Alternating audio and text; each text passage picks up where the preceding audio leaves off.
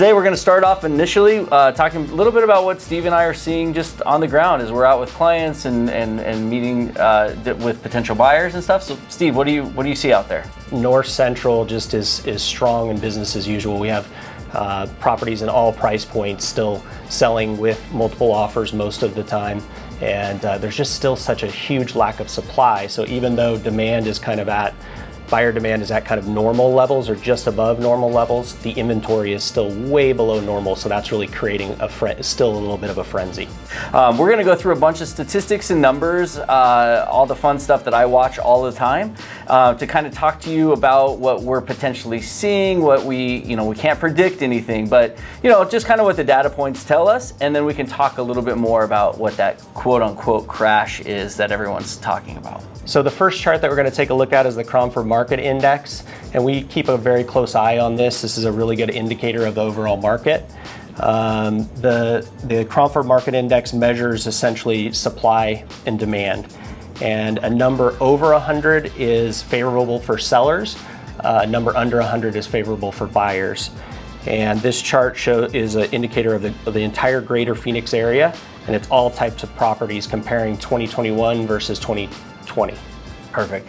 I gave Steve the hard job of having to describe the whole thing, and I get to get into the details now. So on this chart, what you'll see is, like Steve said, the 2020 number is kind of reflected in that brownish colored, reddish colored line, and then the blue is the 2021. So you can see in mid-March of 2020, that dip starts to come down, and that's when COVID hit.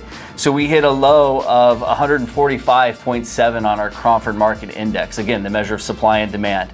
And then from there on, we climbed up till week 11 of 2021, when we hit an all-time high of 514.1. It's just huge. I mean, way higher than what it was at the last boom that we had here, which is what's causing everyone to talk about this quote unquote crash. So you'll see, yes, since week 11 to week 39, we've declined about 32.3% on the Cromford Market Index.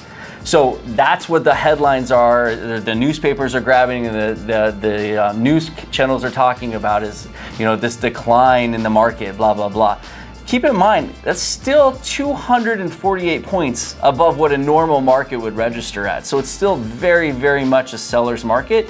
You just might get 2 offers instead of 12 now. Okay, this next chart that we're going to dive into is weekly counts of active listings on the market. This chart is showing the entire greater Phoenix area, single family homes, all normal sales, and again, active listings. And this compares 2018 versus 2019, 2020, and 2021. So what you'll see on this chart here is just the overall flow. So if we look at 2018 and 2019 in week 39, you'll see that it's at 10,528 or 12,856. We're going to use that as our baseline for normal. And then going into 2020, you'll see at that March period again, the inventory starts to rise. That's when COVID hit. And then as per the Cromford Market Index, the market took off. And that's that big decline in inventory that we had all the way to the end of the year, where we had less than 4,000 listings on the market in the greater Phoenix area, which is just the lowest numbers it's ever been. And then starting in January, same kind of trend continued. And then as we saw in the last slide, week 11, it started to kind of uptick. So that uptick is what caused the Cromford Market Index to slowly decline, albeit we went from 3,849 to 5,669, which sounds like a really big jump. But if you compare it to what was 2018 and 19, we're still half or more than half below what we would consider a normal market. Absolutely, and you'll see on the brown line, that's 2020. That again shows COVID when it hit and the uptick in listings, big uptick, and then it settled down as the market recovered. So, and then for now, we're kind of anticipating there to be more listings coming onto the market. The weather's nice outside. The winter lawn is in, so the house looks beautiful. So we are anticipating there to be more listings, which is great for our buyers, but it's also really good for our sellers because there's going to be more buyers in the market at the same time. So we really don't see any decline or movement in the market. We kind of just think it's going to go pretty steady and continue to move at the direction that it's going. I agree. Another big hot topic that's come up recently is affordability, because our prices have risen so fast and so high. So this next chart dives into that. The numbers on the chart represent the percent of new and existing homes sold that were affordable to families earning the Phoenix median income, which is at the bottom of the chart there. You can see $79,000 per year. The green bar across the chart shows the normal range of affordability. So if we're looking at that normal range with from 60 to 75, as you'll see at the very end of the chart, Phoenix has actually dropped to 56.4, which makes us a little bit more non-affordable. So, and we're in line with the national average right now. We're typically much more affordable comparatively to the rest of the nation. So this is something that we're definitely keeping our eye on. What does it mean?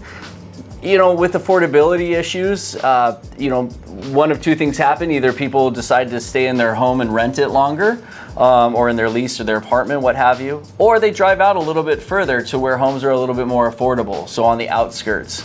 And then what we will likely see from this is that slow, steady rise in inventory. And again, supply is so low, it's going to take a really long time for that to equate to a normal market. Okay, so this next chart that we're going to dive into talks about the median price of all homes sold in the greater Phoenix area. As you can see on the chart, from September 2020 to September 2021, there's been a 25.1% increase in the median home values. September 2020 was $329,900. And just a year later, we're at $412,800. So if you purchased in September of 2020 for $329,900, you've experienced this huge gain, 25%. So even if the market were to pull back a little bit, 5-10% even, which in some people's mind might be a crash, they'd still be well above what they paid for their home. You'd have to see it drop all the way back down 25%. In order to even match what you paid for the home.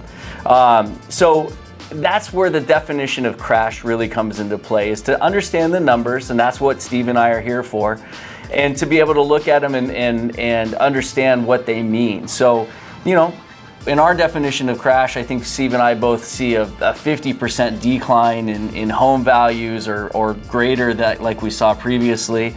But there's just no data to support something like that happening. So in closing, we really appreciate you tuning in. As always, we really would love to hear your feedback and suggestions.